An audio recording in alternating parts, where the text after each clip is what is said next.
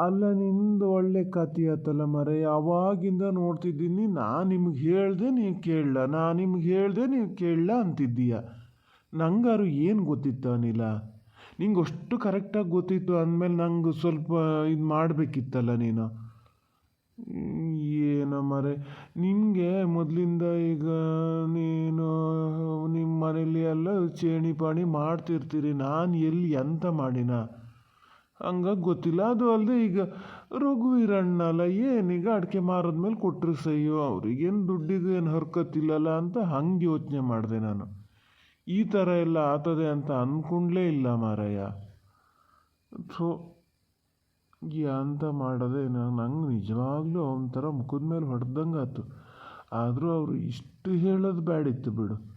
ಹಿಂಗೆ ಅಂತ ಕಂಡಿದ್ರೆ ಮೊದಲೇ ಹೇಳೋಕ್ಕಾರ ಆತಿಲ್ಲ, ಹಿಂಗೆ ಕೊಡಬೇಕು ಅದು ಕೊನೆ ತೆಗಿಬೇಕಾರೆ ಮುಂಚೆ ಇಷ್ಟು ಅಡ್ಜಸ್ಟ್ ಮಾಡ್ಕೊಳ್ಳಿ ನೀವು ಅಂತ. ಅಂಥದ್ದೇನಪ್ಪ. ಪಾಪಣ್ಣಣ್ಣ, ಸ್ವಲ್ಪ ಯೋಚನೆ ಮಾಡಿ ಮಾತಾಡಿ. ಹಿಂಗೆ ರಘುವೀರ್ ಮಾವನ ಬಗ್ಗೆ ಹೀಗೆಲ್ಲ ಹೇಳ್ಬೇಡಿ ನೀವು. ಯಾರು ಕೇಳಿಸ್ಕೊಂಡ್ರೆ ಏನು ಅಂದ್ಕೋತಾರೆ ನೋಡೋಣ ಹೇಳಿ. ಅವ್ರು ಹೇಳಿದ್ರಲ್ಲಿ ಏನು ತಪ್ಪಿತ್ತು? ಅವ್ರಾಗಿದ್ದಕ್ಕೆ ಇಷ್ಟು ನಿಧಾನದಲ್ಲಿ ಹೇಳ್ಕೊಳ್ಸ್ಯಾರೆ ಗೊತ್ತಾ. ನಾವೇನಿನ್ನೂ ಸಣ್ಣ ಮಕ್ಕಳನ್ರಿ, ಇಷ್ಟು ದೊಡ್ಡ ವ್ಯವಹಾರ ಮಾಡ್ತಿದ್ದೀವಿ, ಅವ್ರ ಮನೆ ಮಾಲ್ ನಾವು ತತ್ತಿದ್ದೀವಿ ಅನ್ಬೇಕಾರೆ ದುಡ್ಡು ಕೊಟ್ಟು ತರಬೇಕು ಅನ್ನೋದು ಅದು ಕಾಮನ್ ಸೆನ್ಸು, ನಮಗೆ ಗೊತ್ತಿರಬೇಕಿತ್ತು. ಅವ್ರು ಹೇಳಿದ್ರಲ್ಲಿ ತಪ್ಪೇನಿತ್ತು? ವ್ಯವಹಾರ ಬೇರೆ, ಇದು ಫ್ರೆಂಡ್ಶಿಪ್ ಬೇರೆ ಅಂತ ಹೌದಾ ಅಲ್ಲ ಅದು? ಈಗ ನಾವು ಇದುವರೆಗೆ ಮಾಡಿರೋದು ಅದೇ ಥರನೇ. ನಂಗೆ ಗೊತ್ತಿಲ್ಲ ಹಾಗೆ ಹೀಗೆ ಅಂತ ಮಾತ್ರ ಹೇಳಬೇಡಿ. ಯಾಕೆ ನೀವು ಸಣ್ಣ ಪುಟ್ಟ ಚೇಣಿ ಮಾಡಲಾ? ಮಾಡಿರಪ್ಪ. ಗೊತ್ತೈತಿ, ಎಲ್ಲರಿಗೂ ಕನ್ಫ್ಯೂಸ್ ಆಯ್ತು, ಹೋಗಲಿ ಬಿಡಿ. ಈಗ ದುಡ್ಡು ಅಡ್ಜಸ್ಟ್ ಮಾಡೋದು ಹೆಂಗೆ ಅಂತ ಯೋಚನೆ ಮಾಡಬೇಕು. ಹಿಂಗಂತ ಗೊತ್ತಿದ್ದಿದ್ರೆ ಸುಮ್ಮನೆ ಎತ್ಲಾಗ ಎಲ್ಲರೂ ಲೋನಾರು ಮಾಡ್ಬೋದಿತ್ತು ಮಾರ್ರ. ಎಂತ ಅನಿಲ್ಲ, ಲೋನ್ ಮಾಡೋದಂದ್ರೆ ಅಷ್ಟು ಸಲೀಸಂತ ಮಾಡಿಯಾ? ನಮ್ಮ ದುಡ್ಡು ನಮ್ಮ ಆಸ್ತಿ ಪತ್ರ ಇಟ್ಟು ನಾವು ದುಡ್ಡು ತಗೊಳಕ್ಕೆ 3-4 ತಿಂಗಳು ಬೇಕು ಆ ರೆಕಾರ್ಡ್ ಮಾಡ್ಸೋಕ್ಕೆ. ಅದು ಈಗಂತೂ ಕೇಳಿಯ ನೀನು? ಮೊನ್ನೆ ಯಾರೋ ಹೇಳ್ತಿದ್ರಪ್ಪ, 1 ಲಕ್ಷ ಲೋನ್ ಮಾಡ್ಬೇಕಂದ್ರೆ 1 ಲಕ್ಷದ ಒಳಗೆ 1 ಲಕ್ಷದ ಮೇಲೆ ಎಷ್ಟೋ ಹೇಳಿದ್ರು ಮರೆ, 900 ರೂಪಾಯಿ ಬಾಂಡ್ ಪೇಪರ್ ಅಂತೆ. ಇದು ಯಾವ್ಯಾವ ಥರ ದುಡ್ಡು ಇದು ಮಾಡ್ತಾರೆ ಅಂತಲೇ ಗೊತ್ತಾಗಲ್ಲ. ಅದೆಲ್ಲ ಆಗೋಗೋ ಮಾತಲ್ಲ ಬಿಡು. ಲೋನ್ ಮಾಡೋಕ್ಕೆಲ್ಲ ಆಗಲ್ಲ, ಇನ್ಯಾವ್ದಾದ್ರು ಫೈನಾನ್ಸಲ್ಲಿ ತರಬೇಕು. ನಮ್ಗೆ ಚೇಣಿಲಿ ಬರೋ ಲಾಭಕ್ಕೆ ಫೈನಾನ್ಸ್ ಬಡ್ಡಿಗೆ ಸರಿ ಆಗ್ತದೇನ? ಏನೋ ಮಾರೆ, ನಮಗಿದು ಬ್ಯಾಡಿತ್ತು ಅಂತ ಕಾಣ್ತಾ ಇದೆ ಕಣ ಅನಿಲ. ಪಾಪಣ್ಣ ಮಾವ, ಶುರುವಿನಲ್ಲೇ ಈ ಥರ ಎಂತಕ್ಕೆ ಹೇಳಬೇಕು? ನೋಡೋಣ, ಎಲ್ಲರೂ ಅಡ್ಜಸ್ಟ್ ಮಾಡೋಣ ಬಿಡಿ. ನಾನು ಸ್ವಲ್ಪ ಇದು ಮಾಡ್ತೀನಿ. ಪಾಪಣ್ಣಣ್ಣ, ನೋಡೋಣ.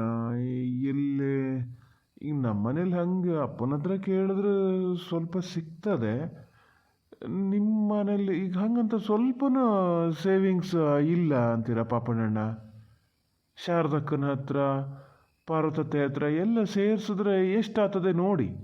ನಮ್ಮ ಕೈಲಾದಷ್ಟು ಇದು ಮಾಡೋಣ. ಈಗ ಪಟಾಪಟ್ ಫಸ್ಟು ಕೊಯ್ಲು ನಾವು ತೆಗಿತೀವಲ್ಲ, ಅದನ್ನ ಈಗ ಹೆಂಗೂ ಒಳ್ಳೆ ರೇಟ್ ಅದೇ ಅತ್ಲ ಕೊಟ್ಕೊಂಡೇ ಬಿಡೋಣ. ಕೊಟ್ಟ ಆಮೇಲೆ ಉಳಿದಿದ್ದಕ್ಕಾಗ್ತದೆ. ಚೋಟು ಹೇಳ್ದಂಗೆ ಎಷ್ಟಾಗ್ತದೋ ಅಷ್ಟು ಕೊಡೋಣ. ನಮಗೆ ಮೊದಲು ಗೊತ್ತಿರಲ್ಲ ರಘುವೀರ್ ಮಾವ, ಈಗ ಇಷ್ಟಾಗಿದ್ದು ಇನ್ನೊಂದು ವಾರದಲ್ಲಿ ಕೊಡ್ತೀವಿ ಅನ್ನೋಣ. ಅವರು ಅದಕ್ಕೇನು ಅಲ್ಲ ಅನ್ನಲ್ಲ, ಆದರೆ ನಮ್ಮ ಒಳ್ಳೇದಕ್ಕೂ ಹೇಳಿರ್ತಾರೆ ಅವರು. ಸ್ವಲ್ಪ ಕೇರಾಗಿ ಮಾಡಬೇಕು ಅನ್ನೋ ಇದಕ್ಕೆ. ಇದ್ರೂ ನಂಗೆ ಒಂದೊಂದು ಸರಿ ಯೋಚನೆ ಮಾಡಿದ್ರೆ ಅನ್ಸೋದು ಪಾಪಣ್ಣಣ್ಣ, ನಾವು ಎಂಥ ಮೂರ್ಖರು ಇರ್ಬೋದು. ಲಕ್ಷಾಂತರ ರೂಪಾಯಿ ಮಾಲ್ ಅವ್ರ ಮನೆಗೆ ನಮ್ಮ ಮನೆಗೆ ತರ್ಬೇಕಾರೆ ನಿಮಗೆ 1 ರೂಪಾಯಿ ಕೊಡದೆ ನಾವು ತರ್ತೀವಿ ಅಂದರೆ ಯಾರು ಸುಮ್ಮನೆ ಇರ್ತಾರ್ರಿ? ಹ್ಞೂನ ಮಾರಯ್ಯ, ಹೇಳಿದ್ನೇ ಎಷ್ಟು ಸತಿ ಹೇಳ್ತೀಯ ಅನಿಲ. ಅದು ನನಗೂ ಈಗ ಗೊತ್ತಾಗಿ ಎಂತ ಮಾಡೋಕ್ಕಾಗ್ತದೆ. ನಮ್ಮ ಮನೇಲಿ ಎಂಥ ಸೇವಿಂಗ್ಸ್ ಅವನಿಲ್ಲ, ನಿಂಗೆ ಗೊತ್ತಿಲ್ಲನಾ? ಈ ವರ್ಷಕ್ಕೆ ಈಗೆಲ್ಲ ಸಾಲ ಎಲ್ಲ ಮುಗೀತದೆ ಅಂತ ಅಂದ್ಕೊಂಡಿದ್ದು. ಈ ಶಾರದ ಅಷ್ಟು ಸುಲಭಕ್ಕೆ ಕೊಡ್ತದೆ ಅಂತ ಮಾಡಿಯ, ಅದರದ್ದು ಏನು ಭಾಳ ಸೇವಿಂಗ್ಸ್ ಅಂತ ಇರಲ್ಲ. ಈಗ ಅಲ್ಲಿಂದ ತರೋದು ಇಲ್ಲಿ ಹಾಕೋದು. ಈಗ ಬೇರೆ ಪ್ರೇಮನ್ ಬೇರೆ ಕೆಲ್ಸಕ್ಕೆ ತೊಗೊತದ, ಅದಕ್ಕೆ ದುಡ್ಡು ಕೊಡಬೇಕು. ಮಧ್ಯೆ ಬೇರೆ ಸುಮಾರು ಜನ ಕೆಲ್ಸಕ್ಕೆ ತಗೋತದೆ, ಮತ್ತು ತರ್ಬೇಕಲ್ಲ ಹತಾರೆಲ್ಲ.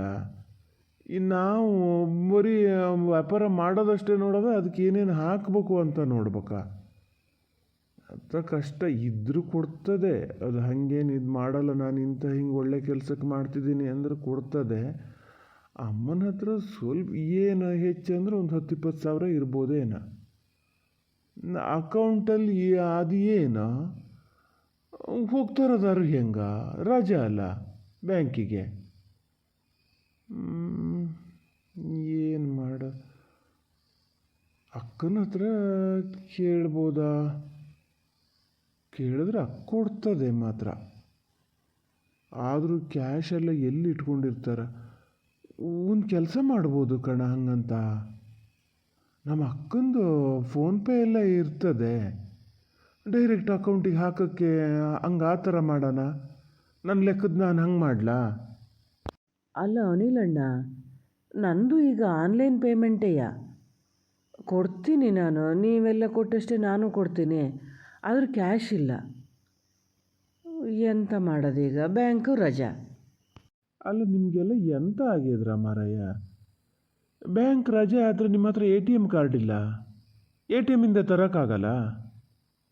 ಅವರು ಬಹುಶಃ ಕ್ಯಾಶ ಕೇಳ್ತಾರೆ ಏನೋ. ಇಷ್ಟೆಲ್ಲ ಒಂದೇ ಸರಿ ಎಲ್ಲಿ ಪೇ ಮಾಡೋಕ್ಕಾಗ್ತದೆ? ನಾನು ಹೇಳೋದಾದರೆ ಇದು ಮಾಡಿ, ನಿಮ್ಮ ಕೈಲಿ ಎಷ್ಟೆಷ್ಟು ಆಗೋದೋ ಅಷ್ಟು ಕ್ಯಾಶ್ ಮಾಡಿಸ್ಕೊಂಡೇ ಬನ್ನಿ. ಆಮೇಲೆ ಉಳ್ದಿದ್ದು ಬೇಕಾದ್ರೆ ನೋಡೋಣ, ಯಾರ್ದಾರ ಅಕೌಂಟಿಗೆ, ರಮ್ಯನ ಅಕೌಂಟಿಗೆ ಹಾಕೋದು, ರಘುವೀರ್ ಮಾವನ ಅಕೌಂಟಿಗೆ ಹಾಕೋದು ನೋಡೋಣ. ಓ ಸುಳ್ಳಲ್ಲ ನೋಡು, ನನ್ನ ಹತ್ರ ATM ಕಾರ್ಡ್ ಅದೇ, ಎಲ್ಲಿ ಬಿದ್ದದೇ ಏನೋ ಮಾರಾಯ. ಅದನ್ನು ನಾನು ತೊಗೊಂಡಿದ್ದು ಒಂದು ಬಿಟ್ಟರೆ ಒಂದು ದಿವ್ಸ ನಾನು ATMಲ್ಲಿ ದುಡ್ಡು ತೆಗಿಲ್ಲ. ಹೇಳ್ಬೇಕು ಅಂದ್ರೆ ನಂಗೆ ಅದು ಹೆಂಗೆ ತೆಗಿಯೋದು ಅಂತಲೂ ಸರಿ ಗೊತ್ತಿಲ್ಲ ಈಗ. ಫೋನ್ಪೇ ಅದೇ ನೋಡೋಣ. ನಾ ಎಂತ ಈಗ ಹಂಗಾರೆ ಅಕ್ಕನ ಹತ್ರ ಮಾತಾಡ್ಲಾ? ಎಷ್ಟು ಅಂತ ಕೇಳಲಿ ಹೇಳು.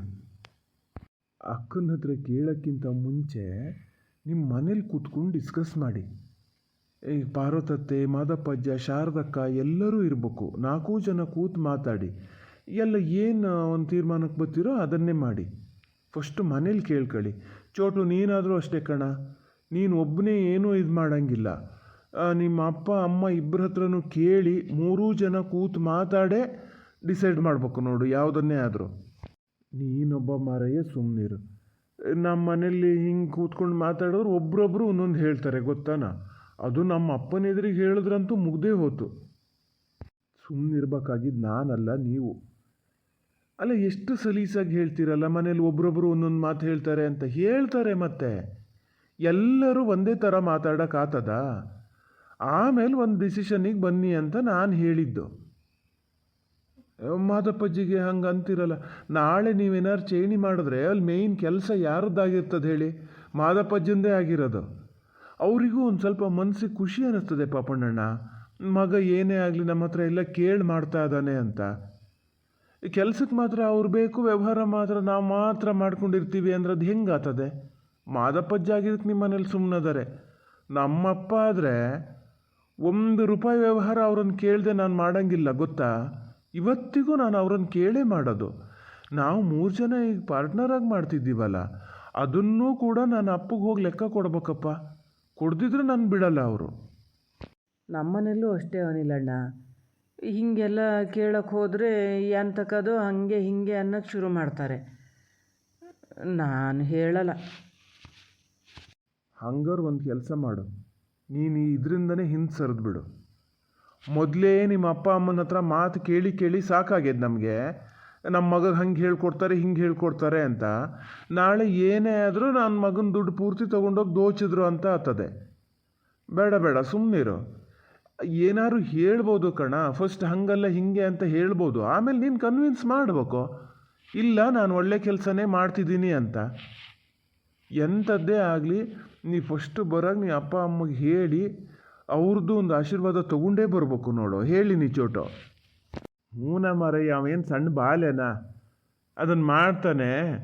ಈಗ ನೀ ಮಾತಾಡ್ಬೇಕಾಗಿದ್ದನ್ನು ಬಿಟ್ಕೋತೀಯ, ಬೇರೆ ಎಂಥದ್ದೋ ಮಾತಾಡೋಕ್ಕೆ ಶುರು ಮಾಡ್ತೀಯ. ಈಗ ದುಡ್ಡಿಗೆ ಏನು ಮಾಡೋಣ ಹೇಳೋ? ಅದನ್ನೇ ಮಾತಾಡ್ತಿದ್ದಿದ್ದಲ್ಲನ್ರಿ ಪಾಪಣ್ಣಣ್ಣ. ನೀವು ಮನೇಲಿ ಕೂತ್ಕೊಂಡು ಡಿಸ್ಕಸ್ ಮಾಡಿ ಹಿಂಗೂ ಹೇಳಿ ನಾನು ಅಕ್ಕನ ಹತ್ರ ಕೇಳ್ತೀನಿ ಅಂತ ಹೇಳಿ ಒಪ್ತಾರೆ. ಹಿಂಗೆ ಅನಿವಾರ್ಯ ಇಷ್ಟ ಇದು ಬಂತು ಅಂದ್ರೆ ಒಪ್ತಾರೆ. ಮಾತ್ರ ಮಾದಪ್ಪಜ್ಜನ ಎದುರಿಗೆ ರಘುವೀರ್ ಮಾವು ಹಿಂಗೆ ಹೇಳಿದ್ರು ಅಂತ ಮಾತ್ರ ಹೇಳಬೇಡಿ. ಅದನ್ನೇ ಒಂದು ದೊಡ್ಡ ಪುರಾಣ ಮಾಡ್ತಾರೆ. ಗುಂಡಪ್ಪ ಮಾವನ ಕಿವಿಗೆ ಬಿದ್ದರೆ ಮತ್ತೇನಿಲ್ಲ, ಅವು ಇನ್ನೊಂದು ಥರ ಪ್ರಚಾರ ಮಾಡೋಕ್ಕೆ ಶುರು ಮಾಡ್ತಾರೆ. ಓ ಹಾಗಂತ ಗುಂಡಪ್ಪಣ್ಣನ ಹತ್ರ ಸ್ವಲ್ಪ ಕೇಳ್ಬೋದೇನೋ ಕಣ, ಕೊಡ್ತೀನಿ ನಾನು ಹಿಂಗೆ ಅಡಿಕೆ ಕೊಟ್ಟವ ಅಂತ. ಎಂತಕ್ಕೆ ಅಂತ ಕೇಳ್ತೀರಿ? ಈ ರಘುವೀರಣ್ಣ ಕೊಡೋಕ್ಕೆ ಅಂತ. ನಾ ಇಷ್ಟೊತ್ತು ಎಂತ ಹೇಳಿದೆ ನಿಮಗೆ? ಮಾದಪ್ಪಜ್ಜನ ಎದುರಿಗೆ ಹೇಳಬೇಡಿ, ಗುಂಡಪ್ಪ ಮಾವ ಗೊತ್ತಾಗ್ತದೆ, ಅವ್ರು ಏನಾರು ಮತ್ತೆ ಹೇಳ್ತಾರೆ ಅಂತ ಹೇಳ್ತಿದ್ದೀನಿ. ನೋಡಿದ್ರೆ ನೀವು ಡೈರೆಕ್ಟಾಗಿ ನೀವೇ ಹೋಗಿ ಹೇಳ್ತೀನಿ ಅಂತಿದ್ದೀರಿ. ಏನೋ ಪಾಪಣ್ಣಣ್ಣ, ಏನು ಯೋಚನೆ ಮಾಡ್ತೀರಿ ಅಂತಲೇ ಗೊತ್ತಾಗಲ್ಲ ನನಗೆ.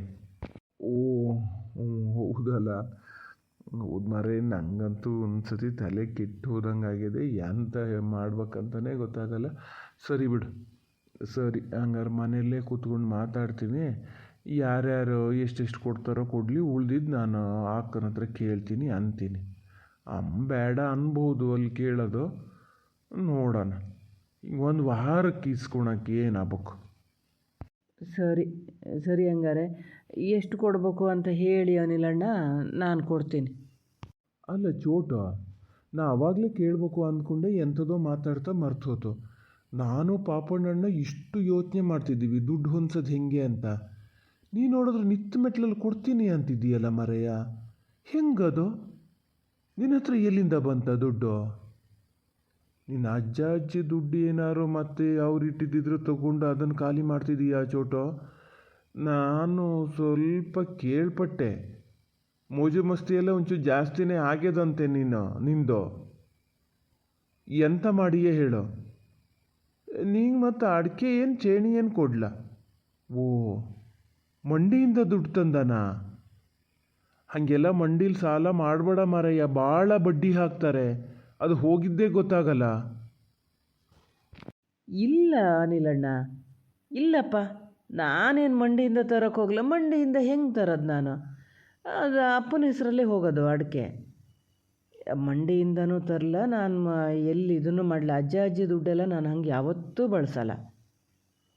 ನಾನು ಹಂಗೆ ಸ್ವಲ್ಪ ಸೇವಿಂಗ್ಸ್ ಮಾಡಿದ್ದೆಲ್ಲ ಇತ್ತು, ಅದನ್ನು ಕೊಡ್ತೀನಿ ಅಂದಿದ್ದು.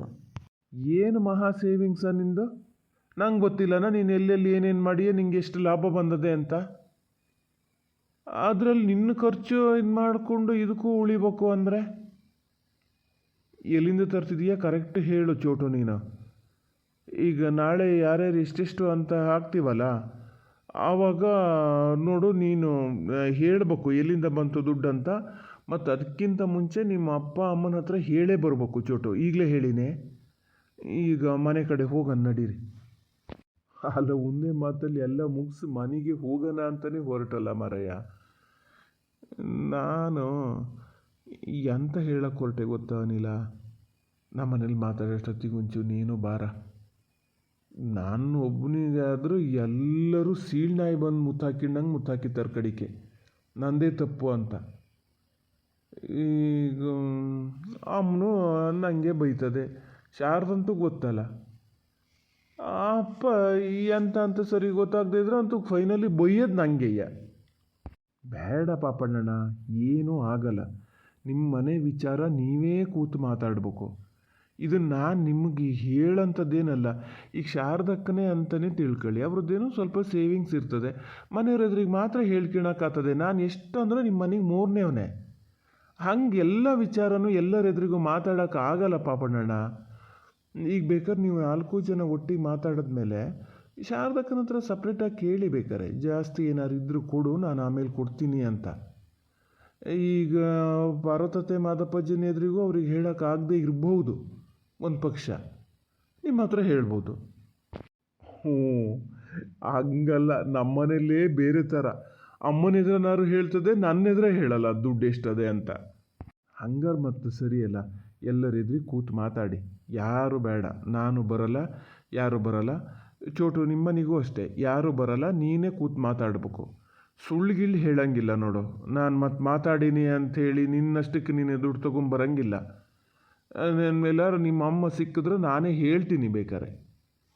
ಬೇಡ ಬೇಡ, ನಾನು ಹೇಳ್ತೀನಿ ಅನಿಲಣ್ಣ, ಹೇಳೇ ತತ್ತೀನಿ.